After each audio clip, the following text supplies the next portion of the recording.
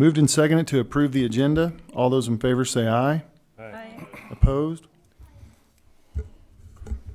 Next, I need a motion to approve the consent agenda. So moved.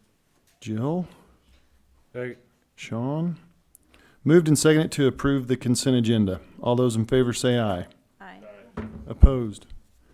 All right. Recognitions. All right, before we come back together at the May board meeting, from May 2nd to May 6th is Teacher Appreciation Week. And so this would be the appropriate meeting to actually take the time to celebrate and recognize the accomplishments and all the hard work of our teachers. Back when I came into education, we had schools, barely, 34 years ago. It was just a whole different ballgame. It just was. The amount of things that we expect from our teachers these days is just really daunting, as far as taking care of all our kids, making sure that we're safe, secure, and happy, but then also the pure diagnosis all the way down into individual learning needs of each kid. Trust me, in 1987, that was not how it was. We just taught is what we did. And also is a kinder, simpler time. We didn't have this thing called the internet, so we didn't have as many influences, being foisted into our lives. So it's with great pride and honor that I count myself as an educator, and I think the hard work that the people do these days is far exceeds what we did back in the day. And I will tell you, I truly do believe, and of course I'm an education nerd, I think the key to maintaining our great democracy or republic, however you want to look at it, is public education. It allows people the opportunity to reset their script. And that only happens with the teachers. I can pontificate from on high all I would like. If the principals don't take it and don't work with the teachers and teachers don't do it, it's not going to happen. So I celebrate the teachers. So I'm clapping for that.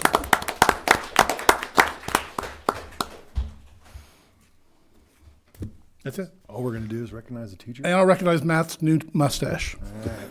It's 3 weeks old. And it's quite something. People out there who are not here in person. It's magnificent. Jenny, give us a call. Let us know. Play? You in a play? No. No, he's doing that on purpose. All right, let's move to financials and Mike. You didn't lose a bet or anything. Yeah, you didn't lose a bet.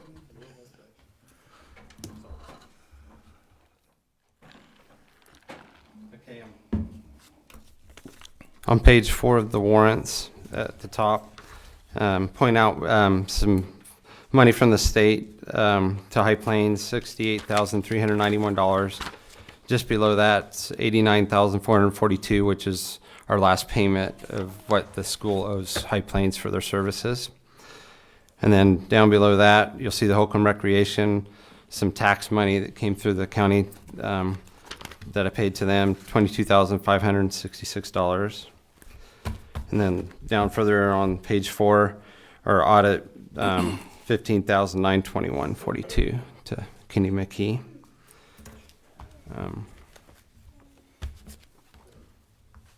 Then on page 5, down towards the bottom, Power School, $10,354 this month.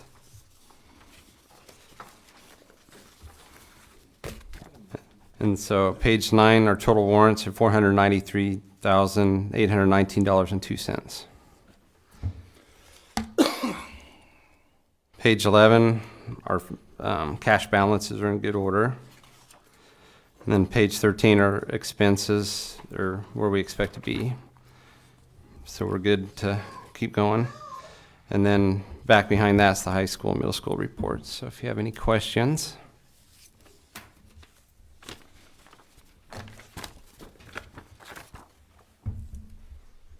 If there are no questions, I'll entertain a motion to approve the financials at $493,819.02. Curtis? Second it. Jill? Moved and seconded to approve the financials. All those in favor say aye. Aye. Opposed?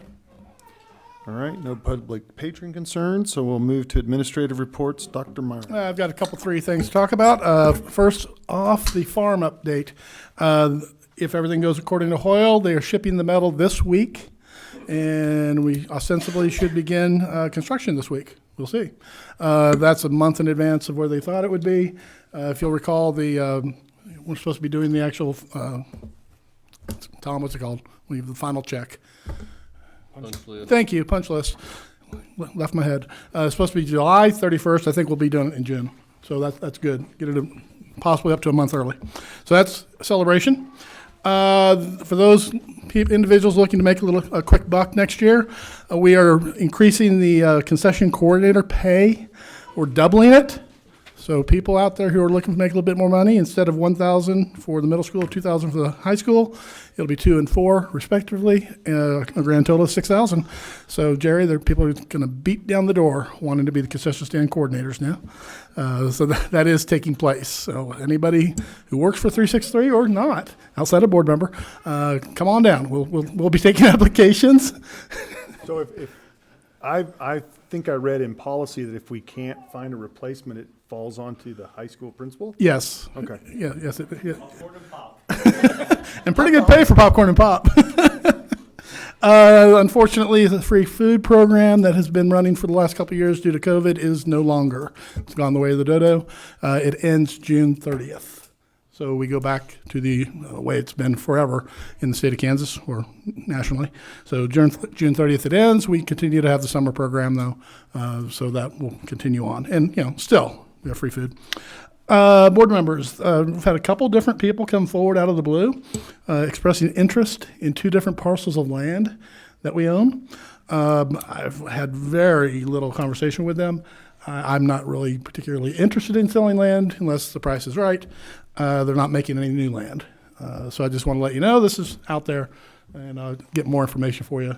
To tell you, we're over here by just south of Wiley's playground, and over here right behind the bus barn are the 2 little parcels of land people are seemingly interested in. And the final thing to talk about is we had our district site council summit meeting about a week and a half ago, and we had about 11 people in attendance. And the idea of that is you bring people together from all the different buildings, because even though we think we're not a big district, it's still a lot of different things taking place in a lot of different areas. And so it gives the second grade parents a chance to hear about what's happening in junior class. And that took place March 30th. And that is my report. All right. Thank you. All right. Tom, buildings. I was really hoping I could stand up and tell you the barn's here, but it's not, so I really have. This week. Yeah, this week, I waited all day for it, so. It's in the mail. I seen it coming on the truck, but it didn't bite me. Well, I'm ready for it. yep. Where's it coming? From what state is it actually coming? Coming out of Kansas City. I believe. Every line. All right. Thanks, Tom.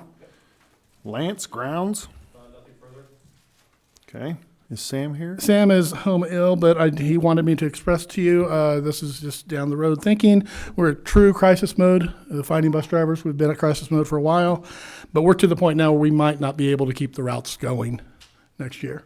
And that's not good news. Those train tracks aren't going anywhere.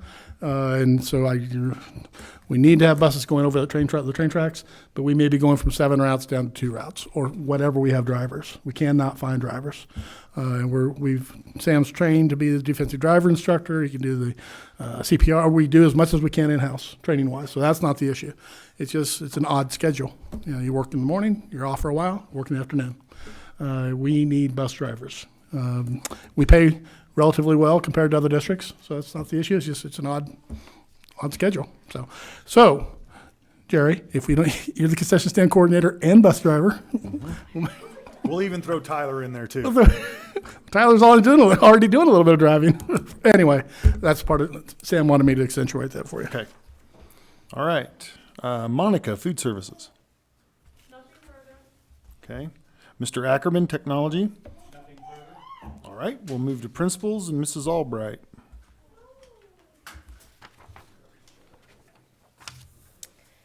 I will start by saying that I normally don't go to work with my hair colored and then this beautiful braid that I have, but Emery has been saving her horns dollars all school year to buy the coupon from our school store that is to style Mrs. Albright's hair. So today was the day, and It's we've very enjoyed well it. done. I know, she did a great job, didn't she? So that was very exciting. I want to also talk about our family math night coming up for Wiley and Holcomb Elementary. It's this Thursday, starting at 6:30 to 7:30. our elementary families can come out and enjoy some math games and also grab a quick snack in the cafeteria and visit the bookstore that's also going to be set up in the North Gym. So our family math night is in the South Gym, and the book fair will be in the North Gym of the elementary school.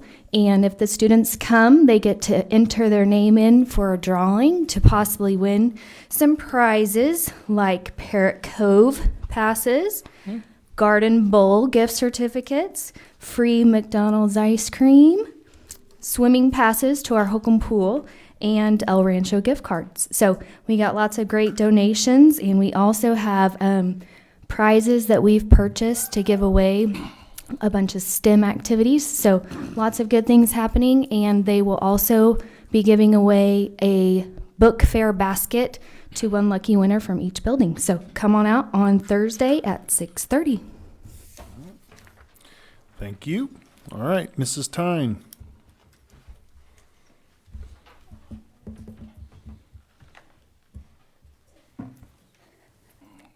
Okay, I wanted to talk a little bit about state assessments. We are in the middle of that right now. Our 3rd and 4th grade students have taken one of the 2 tests that they take. They get ready to do their second one starting tomorrow. And then we have our 5th grade students who do 3 state assessments, and they are getting ready to start their second one on Wednesday, I believe. So we've had lots of good tips for our students, getting them ready. Our student council put together a video with just some test-taking tips for them. And then we also have Sadie, our therapy dog, who put together a video. Well, she didn't put together the video. She was the star of the video, giving some test-taking tips to the students. And so we have played that each week, getting them ready and reminding them that they need to eat a good breakfast. They need to get lots of rest, those types of things. Also, in morning announcements, I get them pumped up and ready to go. And so last week, I played Karate Kid, You're the Best. And I'm not sure they were quite as impressed as I was with the song. I really enjoyed it. My daughter came home and said, the kids in my class said, "What is this, 80s music?" I said, yes, it is. But it And wasn't it's the Bon best. Jovi. No, but we could get that in there. You would on it, yeah. But I have You're the Best on my morning roundup for tomorrow, too, so they get to hear it again. Is that this on video? Do you have this on video? You need to video this. Our music in the morning, Yeah, music in the morning. and that's all I have. All right, thank you. All right, Mr. Helton.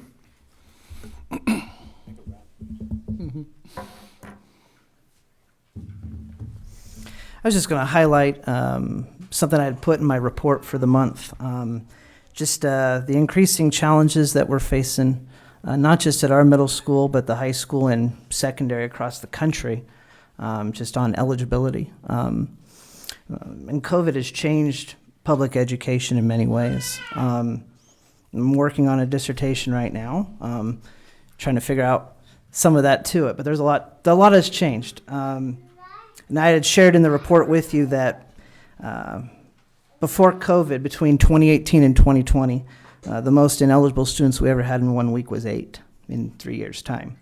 The lowest we've had after COVID was 10, and we've ranged anywhere, and I put the weekly report on there, 15, 12, 31, 20, just exponentially higher. There's many causes for that. Some are related to attendance, some are family, some is motivation. You're not going to be able to bludgeon 7th and 8th graders over the head to get their grades up. So we've been trying to find positive ways to increase their participation and get kids engaged in school. Between February and March, we went from 31 down to 19. What we did there was we had our fortnight tournament. And speaking to those, some of those kids who got off that eligibility list, they expressly said it was so they could be a part of that. There's not a silver bullet for education right now for this. It's something we're constantly working at. We've offered HIP after school, Monday through Friday. Positive intervention we tried there is we now offer transportation to get kids home who parents can't pick them up. We didn't offer that the past 5 years that I was here.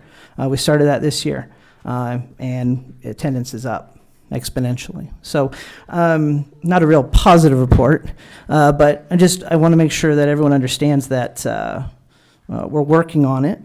But secondary education especially, we're at a more challenging time, and trying to find positive ways to inspire kids to care about their grades. Thank you. Thank you, Tyler. All right, Mr. Johnson.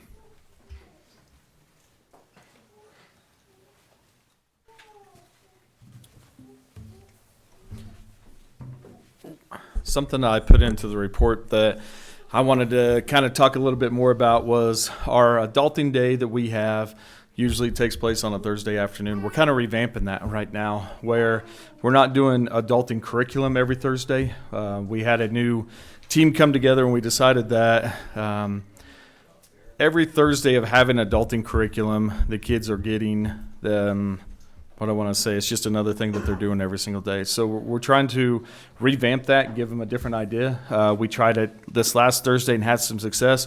We did an intervention Thursday where every student that was on a D or F had the chance to see each one of those teachers that they had a D or F in for a 30-minute rotation. We had 3 30-minute rotations set up. Students were able to go to each one of those teachers' classrooms and get some work in. Following back up with some of the students said they really enjoyed it because it focused them on a smaller group and they got some stuff in. The teacher said they actually turned some stuff in, so it was really beneficial for the teacher.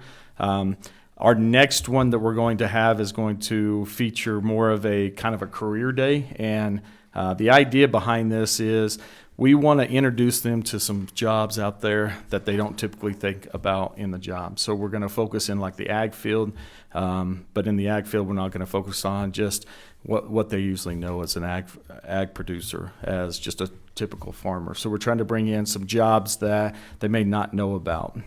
This was kind of the idea that I got a little bit from my own son, who wants to go into construction, but doesn't understand all the different avenues out there in construction. He wants to be, now that we've been able to talk to several different people, he wants to actually be a construction manager for a development company. He had no idea this job even existed out there. Most kids at their high school level coming out don't understand all the different things that are involved into it. So Thursday the 28th, we had to move it because of several baseball games and track meets being rescheduled during this time. We moved it to Thursday 28th. We're going to have 2 fold.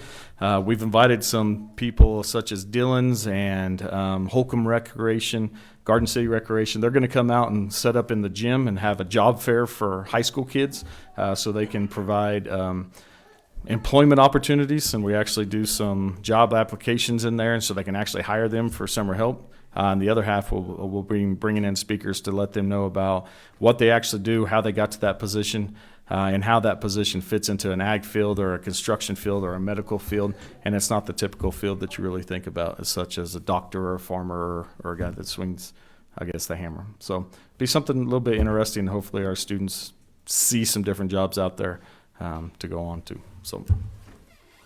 All right, thank you.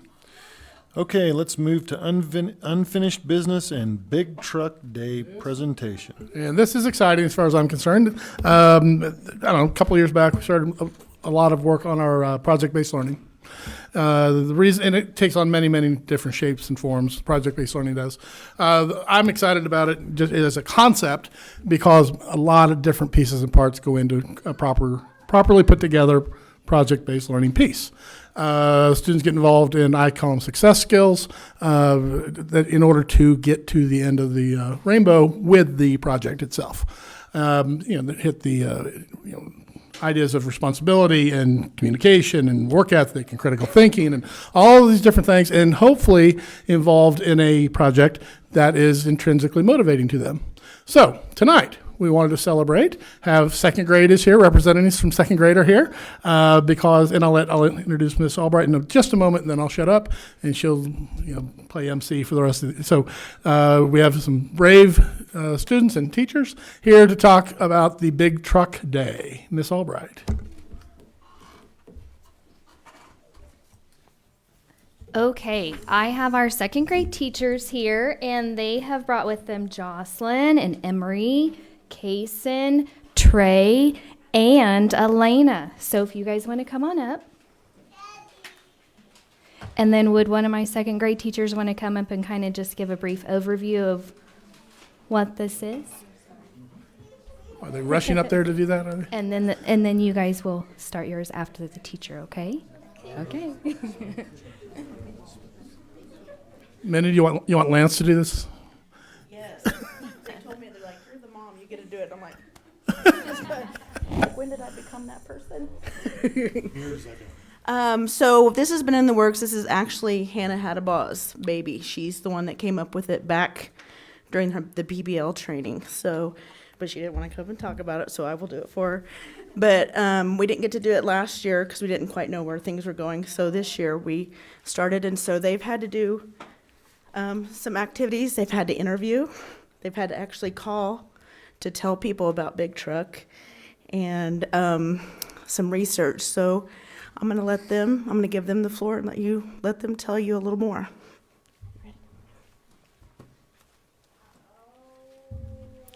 Big Truck Day. We would like to share what has been done and what will take place. April 20th, 9 o'clock to 10:30.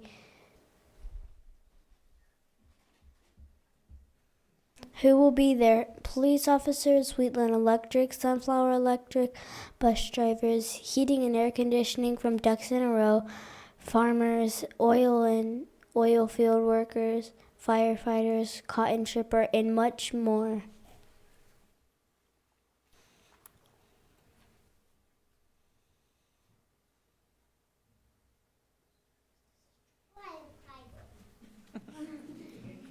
What trucks will be there? There will be fire trucks, Wheatland Electric trucks, police officers, combines, informal things, bus drivers, and trucks, and machines.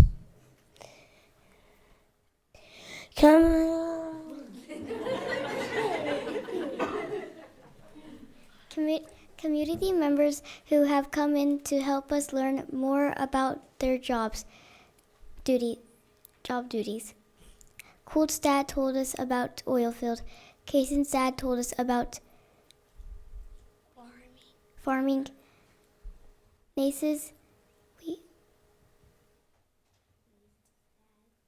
dad talked about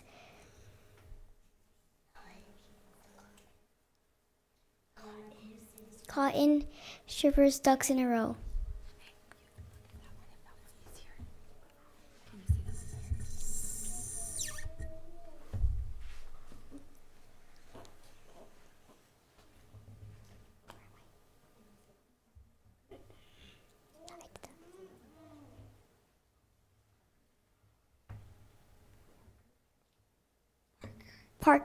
Parker.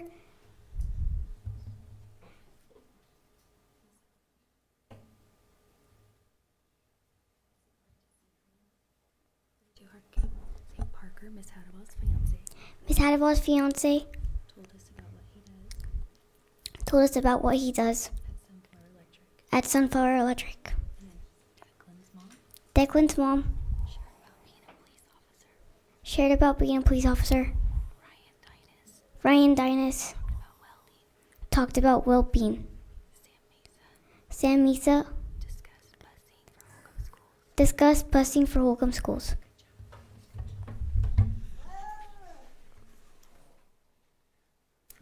Research paper. Students in second grade are broken into groups of 4. Each person from the group is writing a paper about a certain big truck topic. On Big Truck Day, students will present what was learned to other Wiley Elementary kids and visitors. Big Truck Day. Please join us. Big Truck Day is on Wednesday, April 20th from 9 o'clock to 10:30, located at Wiley Elementary. We're looking forward to seeing you there.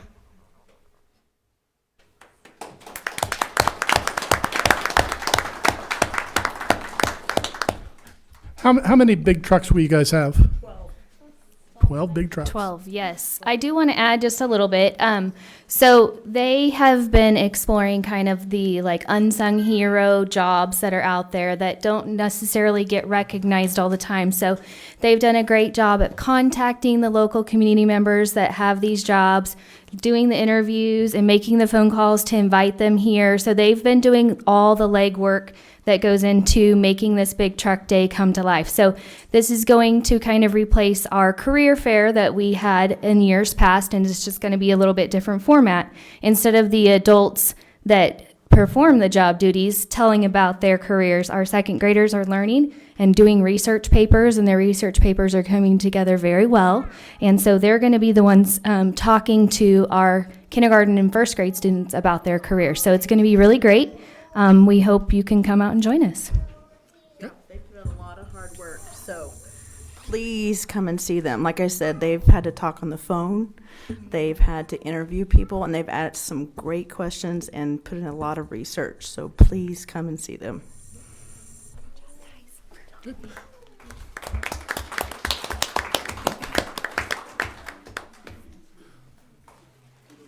And it's obligatory that you take cookies before you leave. Well, you're welcome to stay. It only gets better from here. Always does. Okay, while they're getting their cookies, we'll move on to the Sr3 application. All right, we're honing in on the very, very final struggles of getting that turned in. The first half a month ago, and now it's a matter of just saying, well, here's where we want to truly invest the monies. Our district we've chosen, back when this whole thing began with the funding money, to put our resources toward socio-emotional supports and also specifically for areas to impact learning loss. So the work is afoot, and if you'll recall what we've done in the past, and we're building it to continue on, because these monies don't need to be out the door until September 30th of 2024. It's 1.2 million plus a little extra. So we'll maintain our student advocate positions that we brought into the middle school, high school. We've brought on 7 additional paras at the 2 elementary schools to work with kids in MTSS, and also the concept being in smaller groups, it helps with the social emotional aspect as well. An exciting position we're bringing forward, I'm going to be recommending that you create tonight, is the elementary social emotional artistic learning position. It's basically an art teacher, but I view it more as a recreational therapy type position, fully funded through the Sr3 monies. The idea being just one more diagnosing stop, if you will, through art. People, they obviously communicate their feelings through art, and so the teacher in this position will be looking at both the art standards, but also the SEL standards, and working in conjunction with the counselors that we have to, basically look for certain things in art. If things start to reoccur, then we'll have a process of referral to help with our kids. As far as learning loss goes, talked about the paras. Continue with our enhanced summer school. I'm going to be promoting the idea of creating a secondary interventionist, specifically for math and reading. Another way of looking at it is almost like an instructional coach, but this individual would be working with the kids as well. And then maintaining the at-risk alternative ed coordinator that we have now at the high school. So the 2 big buckets are SEL and learning loss. It just has to get it through the tribunal, as I like to call it, to get them to approve it, and then we can start pulling down the money. We're tapping the end of Sr2, which gets us through summer school and partially through next year, and this will take us the rest of the way. I've heard nothing about Sr4. Frankly, I don't want there to be an Sr4.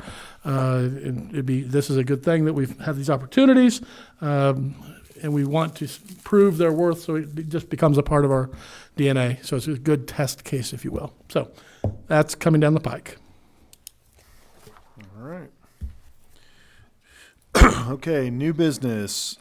new certified positions. Well, I just discussed that. So what I'm recommending to you tonight, you have in your packet 2 job descriptions, one for the interventionist, one for the art position, social emotional, I call it recreational therapy positions. In order for us to hire for those, we need to create those positions. So I would recommend, and you've got the 2 job descriptions there, I would recommend the board create the proposed certified positions.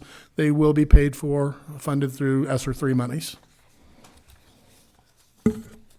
Matt, I move that we create these 2 positions as presented. Okay, Jill, Second that. Curtis. Moved and seconded to create the proposed certified positions. Any further discussion? All those in favor say aye. Aye. Opposed? All right, handbooks. We have, whether you knew this or not, we have like 12 different handbooks. So rather than just throwing them to you all at once, we're kind of breaking them out for you. I have 4 different handbooks for your perusal tonight. A lot of the work is streamlining. I'm a believer of less is more when you start talking about policy. So the 4 that you have before you tonight are the Wiley Elementary School Student Handbook, the High School Activity Handbook, the Classified Employee Handbook, and the District Mentor Program Handbook. 3 of these, the majority of the work, I mean, it's just cleaning up some language, getting some things out of the handbook that we just don't use anymore. The one area that I really want to discuss with you, though, is on the High School Activity Handbook. The change that's taking place in there is within the drug testing program, the proposed change. What the proposal that came through the coaches council, through the AD, through the principal, to me, and now to you as a recommendation is if a student tests positive or refuses to test, thus becoming known as positive, he or she stays in the testing pool every time until he or she tests negative, doesn't test clean, basically. That was not in the policy previously. We followed the recommendation of the people with whom we were working with to create this policy, and that just wasn't in there. Then later on, they came along and said, well, that should have been in there. Okay, so we started talking about it. So the other 3 handbooks, it's really just about streamlining some stuff and, taking out a few things that we don't do after school detention at Wiley Elementary. So why have it in the book? It's that kind of thing. But it is a substantive change to add in the piece within the drug testing program that if a person tests positive or refuses to test, he or she stays in the pool automatically until he or she passes the test. So these can be done in concert, all 4 at once, or you can divide them out if you'd like to. President Jones. I recommend the board approve of the presented handbooks, though. So if they test negative one time, they can refuse to test for the rest of the year? No, because the names could be randomly drawn, and the names are put back in, and so it could occur. What I meant to say is if they test positive and they don't want to test, all they have to do is refuse to test, and then it'd be considered positive, seen as a positive for until they test negative. And all the things that come along with being positive occur. That's correct. And that could have happened right now too. I mean, I could say, no, I'm not going to test. All right, you're positive. So, but then my name is randomly drawn, 2 months later, I'm not going to test. So it just hopefully, the idea being, obviously, if a person tests positive, there's something going on. And if they don't come forward and get counseling or help or whatever, why would we think it's suddenly clean? So that's the thinking behind it. If a student tests positive on one of these random tests, are their parents notified? You want to come up, Jerry? Because yes, they are. We can walk through the entire thing if you'd like, as far as how this whole thing occurs. Yes, parents are actually notified before the school is. The people that do the testing notify the parents, and they have to have a confirmation from the parents of receiving it before they'll notify the school of a positive test. And we don't do the random drawing. They do. We say 14, take 14, or whatever the magic number is. And we're just not a part of it. The day of the test, they send an email to the person that's in charge of, like Coach Novak's in charge of the testing now. They'll send an email with the names on it the day of the test. When we send in the information, we send in the names with identification power school number, and so they do a random selection through the power school numbers and pull them out, and then the day of the test is when they send it to us to let us know who will be tested. and they send us. So right now we test 15 kids at the high school, 10 at the middle school. They'll send us 15 names, and then they'll have 5 alternate names because we don't know if those students are there or not. So if we call down, first we ask Shelley if the students are all there. If not, then we go to the alternate names first, and they're the ones that are called down. Ballpark, I don't expect you to know this exactly, but how many kids have said, nope, I'm not testing? None that I know of that have refused to have a test. Okay. And if you guys will recall the stats we had from last year, we showed a 6% positivity rate. Nationally, it's 3% on this kind of thing. So does that mean, I don't know what it means, it's just those are some numbers for you. At the high school level, I would say that. At the high school level, we've had 0 people refuse to test. Don't we have to sign some kind of letter saying that they will test, right? I mean, You have to so opt into can the they still program, refuse correct? after that? Yeah, they can still refuse after that. Or there's also the part in there where they can self-referral. If they know that the test is coming up and they feel like that they're going to test negative, then they can self-referral and say that, yes, I am going to be positive. If they do that, then it's a lighter sentence, I guess, is what the policy states. But then they are automatically in for the next time. And I will say, I mean, we try real hard to be very proactive, but then we have to be reactionary to a little bit. And seemingly in the last, I've become more aware of, use the word epidemic, but a heck of a lot of vaping going on, middle school through high school. And the efforts we're putting forth right now in certain circles are like, okay. And to the point where the chief of police comes up and writes a ticket, $120 for that, and the reaction sometimes is, okay. And so, I mean, and they're doing it at school. You know, at some point in time, I mean, $120 5 times, you'd think that'd be money at some point. But right now, there's enough positive strokes from the peer pressure groups that we're going to keep on doing it. And just so you try to, I mean, the situation that poor Tyler and Jerry are in, if a person has a vape, and all I have to do is blow it into my clothing, and there's no proof at this point. At least back in the day when people were smoking cigarettes at school, you see the puff. And so that all sorts of challenge. And as far as the devices themselves, it's amazing, you know, the variety of devices that come out. And so you say, well, they have to have metal. Nope. Some of them don't even have metal in them. So you can run, well, why do you use a wand on them? Some of them are just plastic. You just have to somehow rather heat it up just enough to turn it into vapor. I was talking to the nurses the other day because my real concern now is gateway behavior is moving into something else. And my concern was, has the technology come along to aerosolize or turn into vapor, cocaine, and these, you know, more level 1 felony type, narcotics type thing? And our nurses said, yes, that technology exists. So it's a serious thing. The serious thing before we knew that, it's a serious thing now. And of course, back when it all began, is all about nicotine and whatever. No, it's THC is what it is now. And, you know, we're, how many miles from Colorado, but there's an issue. Anyway, one of our approaches is we have to have the follow-up side if people are positive. And so this is one of the things, hopefully, to batten it down a little bit. So is there a secondary, like, let's say the email comes and this person that gets the email is absent, that is off that day for whatever reason, is there someone secondary that also gets that email? As far as the email that has the list of the kids' names on it for that. The day that the test is random, I assume. Right. Mm-hmm. And the names that are on the list are also random. So right. My question is does only one person get the email? Yes, right now it is, because they don't want the confidentiality of who's all on the test the day before. So if Mr. Novak's not there and I'm the one that has to fill in for it, then he sends me the email. He just forwards it to yeah. you then? Gotcha. Yeah, to take care of it. And we always have, there'll always be one male and one female there for the testing purposes.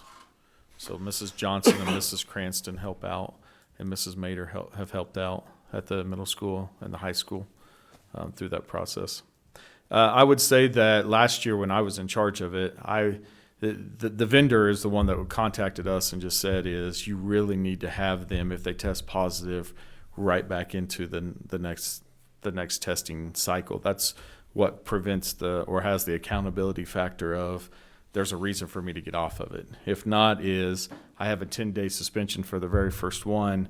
There's a chance I'm not going to be right back in. Why would I get back I just off of got it? tested. I probably won't get hit again for a long Yeah, time. yeah. Right. Chances Statistics are I won't are, get yeah, back probably into not. it. Yeah. So that's why he was saying is if they test positive, you really need to have them back in. And so that's where it came from. It didn't come from our coaches or our staff or us thinking, let's try to get them. It's the vendor that was saying is if you're really going to have a testing policy, then you really need to have that accountability factor that if they test positive, they need to go right back in and have to test the next time to prove that they're clean onto it.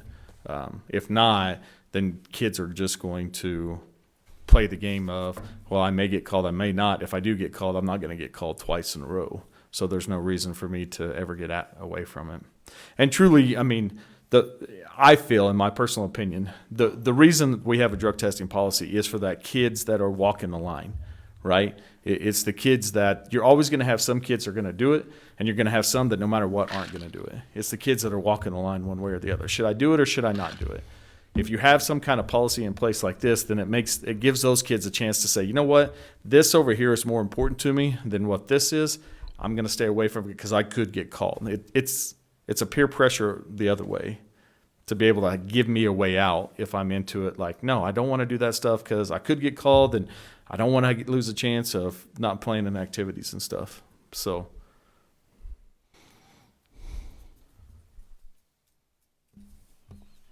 So like I said, you can take these in concert or do them one at a time, however you want to go about it. Mr. Jones, I like umbrellas. there you go. Easier to write down the motion. Yes, much easier. Matt, I'll move that we make the corrections to the handbooks as presented to include the addition to the high school drug testing. Okay. I'll second that. Jill and Curtis. Moved and seconded to approve the presented handbook changes. All those in favor say aye. Aye. Aye. Opposed? All right, JAG-K Partnership Agreement. This is the time of the year for us just to sign up again for next year. It's a partnership agreement with the Jobs for American Graduates, Kansas. It's been around before my time here. Up to this year, it's been a purple ribbon, get awards type program. Not been as successful this year, but we have plans in place. I actually ran into the regional director today, and I have every faith that we will return to our former glory. So Jerry and I have talked about this, and I recommend, Jerry recommended to me, I recommend to you that we continue on with our partnership agreement with the investment of $1,200 to continue with the JAG program into next year. Is it 11,200? What did I say? 1,200. Oh, wishful thinking. $11,200, I corrected you and not the other way around. and I appreciate that. Thank you very much. Thank you, Annette. Oh. She's listening. Oh, hi, Annette. I'll make that motion, Matt. I second it. Curtis and Jill. Moved and seconded to approve the partnership agreement with the JAG-K program with the investment of $11,200.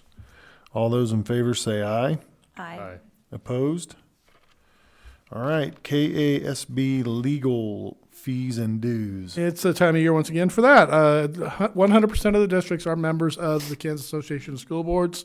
That's really kind of immaterial to me if 100% of the rest of the districts are. The question is, do we want to be a member of the club? They provide a variety of professional learning opportunities and then just good policy update ideas and all that kind of good stuff. But in reality, the true value for me is in the legal assistance fund. And of course, they know what they're doing. In order to buy into that, you have to be a member of the overall. The dues price this year has gone up by $1,800 to $11,665. The contract for the legal assistance fund remained flat at $2,300. Just so you say, okay, yeah, Scott, it's nice to have that person there, but what's our usage been? For the years 1920, we made 32 contacts. 2021, we only made 13 contacts. This year, we've made 17 thus far. And the one that we did last week was not a fun one. So just because we make these individual contacts, it doesn't really speak to how long they are, because a couple of these went on for a couple weeks type thing. So if we were paying a lawyer just out on the fair market, the market, $200 an hour, we would far exceed the 2,300, probably exceed the 11,000. So anyway, I recommend the board approve the fees for the KASB membership and the legal fees for the 22-23 school year. Matt, I'll make that motion. Jill? Second. Sean? Moved and seconded to approve the renewal fees and the legal fees with KASB membership for 2022-23. All those in favor say aye. Aye. Opposed? All right. Donations. We have two, this once again, we've got a very supportive community. Two donations for your consideration tonight, both in the amount of $500. Hidden Trail Brewery would like to donate $500 to the sensory room work that we're doing at Wiley Elementary. This is tied to that whole social emotional training idea, the concept being if a kid is accelerated, they go into the room, and through a series of working with different types of manipulatives and whatnot, they learn to regulate themselves, and then they get back into the classroom as fast as possible. So that's a $500 donation. And the other one that came forth just recently was a $500 donation from Midwest Energy to the high school to the library. So I recommend that you accept both donations as presented. I'll make the motion to accept both of them. Casey Second it. and Jill. Moved and seconded to approve both donations made to the district. All those in favor say aye. Aye. Opposed? All right. Executive And session. negotiations, then personnel. Got 15 minutes for negotiations. No, you don't have to. All right. Let's see. For Casey's sake, we'll go in at 8:03. No. Let's see. How long you think? 15 minutes? Yes.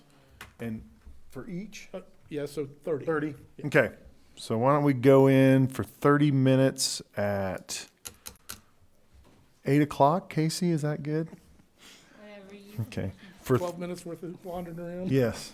So we'll go in for 30 minutes at 8 o'clock to include Dr. Myers and The couple principals as needed because we've contracts. principals as needed. All right. So moved. Jill, Second. Casey. Moved and seconded to go into executive session for 30 minutes at 8 o'clock. All those in favor say aye. Aye. Opposed? All right.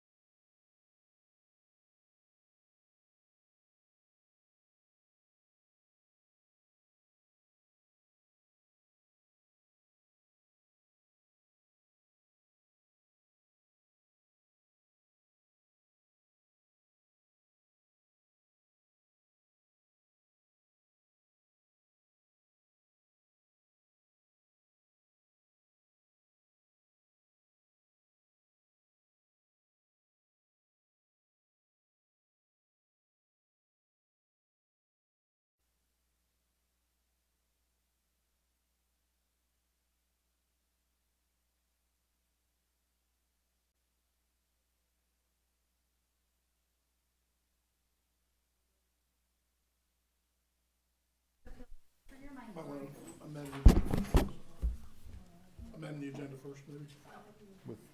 The resume, that needs to be amended. Okay. All right, we're back in session. Okay, I've got to amend the agenda once more because we need to add resignation for Tim Parker. I move we amend the agenda to add Tim Parker's resignation. Okay, Second it. Casey and Curtis. All right, it's been moved and seconded to amend the agenda to accept a resignation. All those in favor say aye. Aye. Opposed? Now you have to accept it. Okay, now I need a motion to accept the resignation of Tim Parker. So moved. Jill, Second. Curtis. Moved and seconded to accept the resignation of Tim Parker. All those in favor say aye. Aye. Opposed? All right, I need a motion to hire David Bright as a 6 through 12 music teacher. So moved. Second. Jill and Curtis. Moved and seconded to hire David Bright. All those in favor say aye. Aye. Opposed? All right, I need a motion to hire Socorro Reyes as a second grade teacher. Second it. Casey and Jill. Moved and seconded to hire Socorro Reyes. All those in favor say aye. Aye. Opposed? I need a motion to hire Keith Harkness as a part-time custodian in the high school. So moved. Second. Jill and Curtis. Moved and seconded to hire Keith Harkness. All those in favor say aye. Aye. Aye. Opposed? I need a motion to hire Deborah Robinson as a part-time cook. So moved. Jill Second. and Curtis. Moved and seconded to hire Debbie Robinson. All those in favor say aye. Aye. Opposed? All right, I need a motion to approve the supplementals as presented. So moved. Second. Jill and Curtis. Moved and seconded to approve the supplementals as presented. All those in favor say aye. Aye. Aye. Opposed? And that is all. I need a motion to adjourn. So moved. Jill and Curtis. Moved and seconded to adjourn. All those in favor say aye. Aye. Opposed? Well,